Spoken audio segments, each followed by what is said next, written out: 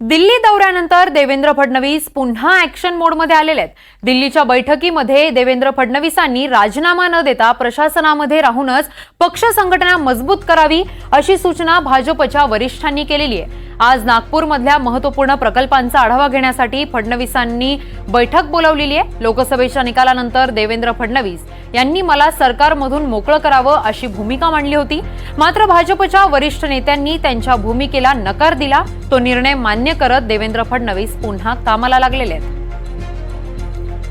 दिल्ली दौऱ्यानंतर देवेंद्र फडणवीस पुन्हा एकदा ऍक्शन मोडमध्ये आल्याचं पाहायला मिळतंय। दिल्लीच्या बैठकीमध्ये देवेंद्र फडणवीसांनी राजीनामा न देता प्रशासनामध्ये राहूनच पक्ष संघटना मजबूत करावी अशा सूचना भाजपच्या वरिष्ठांनी दिलेल्या आहेत।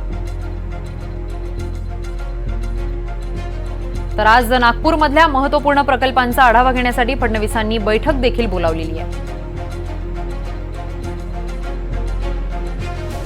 लोकसभेच्या निकालानंतर देवेंद्र फडणवीसांनी मला सरकारमधून मोकळं करावं अशी भूमिका मांडली होती, मात्र भाजपच्या वरिष्ठ नेत्यांनी त्यांच्या भूमिकेला नकार दिलेला आहे। तो निर्णय मान्य करत देवेंद्र फडणवीस पुन्हा एकदा कामाला लागलेले आहेत। तर या संदर्भात अधिकची माहिती देण्यासाठी आमचे प्रतिनिधी अभिषेक मुठाळ आपल्यासोबत लाईव्ह जोडले गेले आहेत। अभिषेक, एक अतिशय महत्त्वाची बातमी आहे। राजीनाम्याची घोषणा देवेंद्र फडणवीसांनी केली होती, मात्र त्यानंतर पक्षात राहूनच मंत्रिपद कायम ठेवूनच त्यांना काम करण्याचे वरिष्ठांनी आदेश दिलेले आहेत। तर आता बघायला मिळतंय देवेंद्र फडणवीस पुन्हा एकदा ऍक्शन मोडवर आलेले आहेत। नक्कीच किरण, जर का बघायचं तर लोकसभा निवडणुकीमध्ये कुठेतरी आपल्याला महायुतीला अपयश आल्याचं पाहायला मिळालेलं होतं। तर प्रामुख्यानं जर का पाहायचं तर भाजपच्या जागा ज्या आहेत त्या एक अंकी आपल्याला पाहायला मिळतात। 9 जागा लोकसभेमध्ये आल्या आहेत आणि त्याची जबाबदारी हे स्वतः देवेंद्र फडणवीस घेऊ इच्छित होते, मात्र एकूणच ही सगळी संयुक्त जबाबदारी असल्याचं देखील वरिष्ठ भाजप नेत्यांकडनं सांगण्यात आलेलं होतं। सोबतच जे भाजपचे कार्यकर्ते आहेत ते देखील या संदर्भात भाष्य करताना पाहायला मिळत होतात। इव्हन महायुतीतले जे नेते आहेत ते देखील एकूणच ही सगळी आपली जबाबदारी असल्याचं म्हणत होते, मात्र देवेंद्र फडणवीस कुठेतरी आपल्या विधानावर ठाम होते।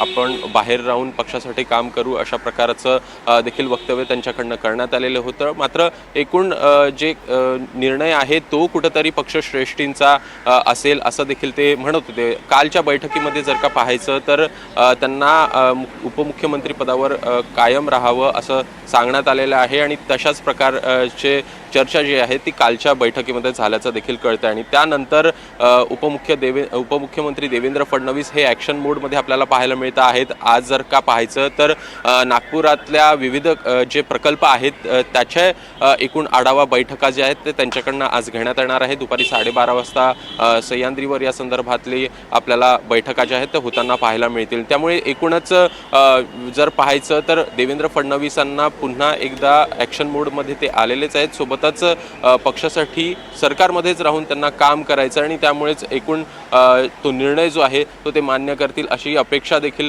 काल काही नेत्यांकडनं वर्तवण्यात आलेली होती आणि तशाच प्रकारे सध्याचे जे वक्तव्य आहेत ते आपल्याला भाजपच्या नेत्यांकडनं देखील येताना दिसतात। किरण, धन्यवाद अभिषेक, तुम्ही दिलेल्या या सविस्तर माहितीसाठी।